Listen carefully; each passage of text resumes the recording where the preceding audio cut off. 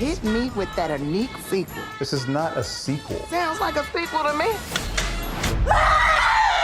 So, hi guys, thank you for having the time to talk to me. Ciao. Hi.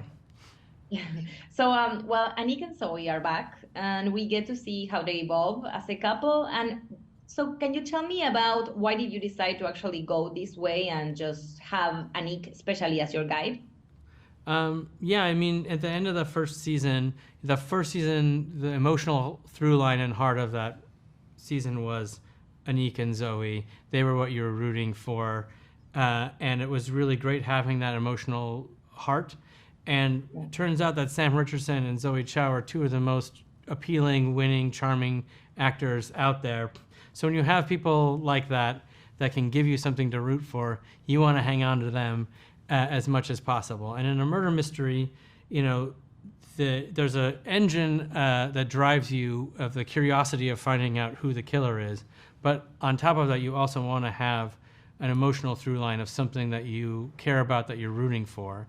And so to be able to bring them back and be rooting for their relationship again in a different way and having to solve the murder to help their relationship was the perfect way to get you in.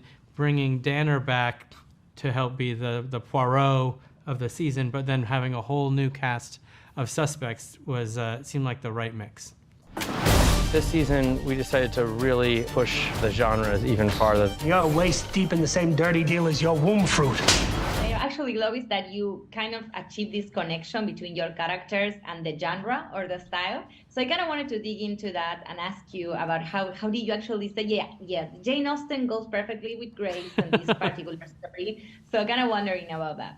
Yeah, it's they kind of feed each other because you start by, figuring out what is the murder and who did it and why, and then how are we covering that up. But as you build out the other characters and the relationships, because we know what the show is, we're constantly thinking of what does it feel like their story would be?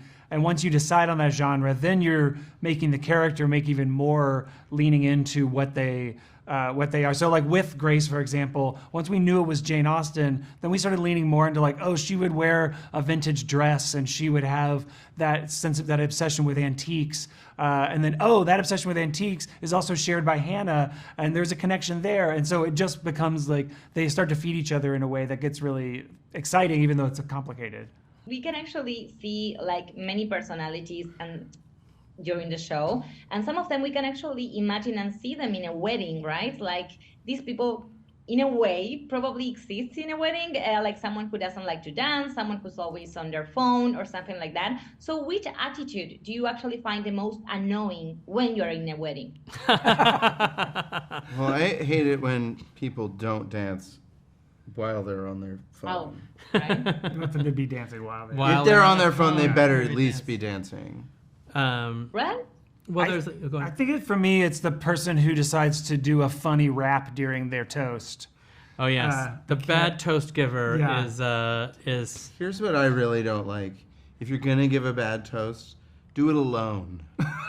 Yes. Don't rope two more bridesmaids into it and embarrass them as well. Yeah.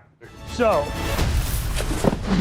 I think we got it. Well, finally, we have what I love about this is for actors and actresses, it's really challenging because they are always moving between comedy and drama during the show, and I kind of really like that balance. So how did you manage to find that while directing these wonderful actors?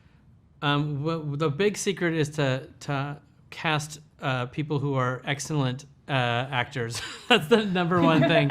Who are also very funny. And I think being funny, is actually harder than being able to be dramatic. It's a lot easier for a comedy actor to show off some dramatic chops than it is for a very dramatic actor to be extra funny. And this is, it's a great opportunity where every actor gets to have their own episode where we get to see the world through their eyes and we get to see the range of their character, and so everybody gets to have a real heartfelt emotional moments and some big comedy moments. And that's part of the design of the show, is that you want to empathize with these characters. You want to start an episode thinking, I know who this person is, and then see the world through their eyes and go oh, I didn't realize they. it was totally different than I thought, and now I am rooting for them. I love them. I hope they aren't the killer. And you want to do that for everybody. And so it's a great piece of work for the actors to dig in on and show their range. So it's why it's important to cast people who have got the chops. And we've been lucky enough to have 2 seasons of really great actors to work with. Great.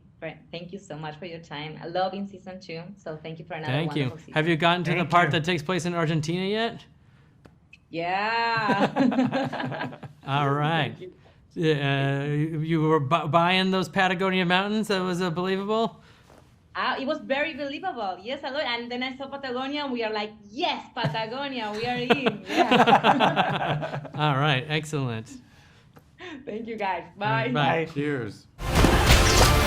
Oh, this is juicy. You would